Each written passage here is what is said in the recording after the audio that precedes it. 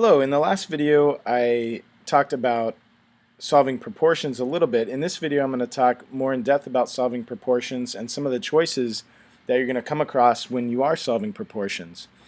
The choices that we're going to talk about are do you solve using mental math?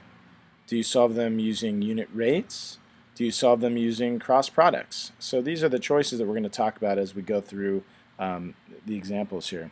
So here's a question. You can complete 8 questions in 4 minutes when taking the ERB. How long will it take to do 32 questions? So we can set up a proportion here. So we can say questions over time, right? And in this case, the time is going to be in minutes. So we can do 8 questions in 4 minutes, and we're asking how many questions, or how long, sorry, will it take to do 32 questions. So I'm going to put T for time. I could use M for minutes or whatever. So in this case, one way we can do it is mental math. Obviously, I'm doing 8 times 4 more questions to get to 32. And so I can just do 4 times 4 to figure out that T is going to have to be 16 here. Okay, it'll take me 16 minutes to finish 32 questions at this pace. And you can figure that out by saying, well, if you do 8 questions in 4 minutes, that would be the same as 16 questions in 8 minutes. You could double that in 32 in 16 minutes. So you can kind of see how that works. But so mentally, you can just do 8 times 4 is 32, so 4 times 4 is going to have to be 16. So that's the mental way you can do this. Let's say we come across this question. Postcards cost $2.45 for 5 cards. So we have the cost over number of cards. All right, and so the cost is 2.45 in dollars for 5 cards, and we want to know how many dollars it will cost for 13 cards. Now, the reason we have these different techniques here is that the mental math won't work, because when you try to multiply 5 times something to get 13, there's not a whole number that will get you there. It's going to be some sort of decimal or fraction. So that doesn't really lend itself well to work for this type of problem. So we're going to not do the mental math, and instead we're going to try something called the unit rates, which we've been working on. So we can figure out the unit rate of the cost per 1 card. So 2.45 divided by 5, I'm not quite sure what that is, so we can figure that out over here. $2.45 divided by 5, that's going to be 0, that's a 4, so we got 20, and then 45. So 49 cents per card. So we can kind of set that up down here. We can say 0.49 over 1 equals how many dollars over 13. So if it's 49 cents for 1, then for 13 we must have to just multiply 0.49 times 13. And so we get 27, 12, 14, 0, 9, 4, 7, 9, 10, 11, 12, 13. And it looks like $6.37 is going to be the cost. Now let's see if that makes sense, haha, so to speak. If 5 of them cost $2.45, then 10 of them should be double that, so around almost $5. And then we need another 3, which is, another dollar something. So this does make a lot of sense.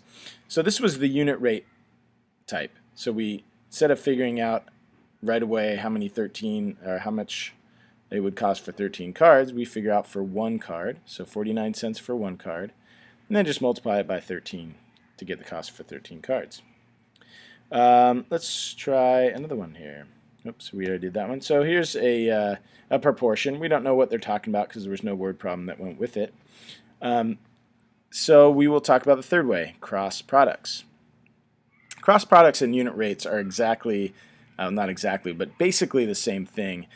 Both ways we're doing a multiplication and a division. We're just doing them in a different order.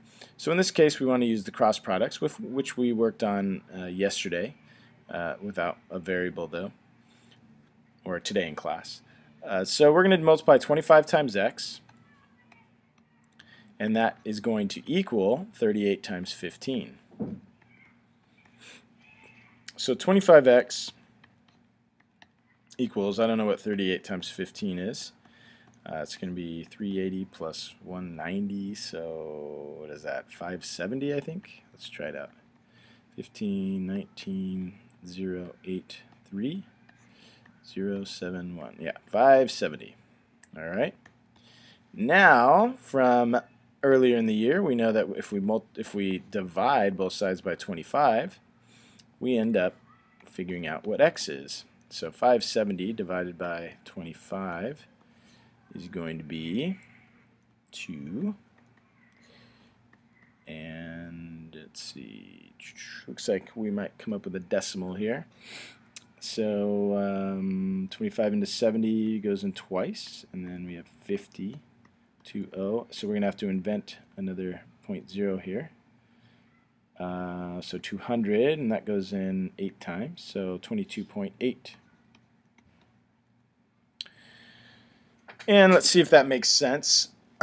25 down to 15, so it's definitely going to have to be smaller than 38. It's not quite half, it's a little more than half, and 22.8 is more than half of that, so I'm pretty confident in our answer.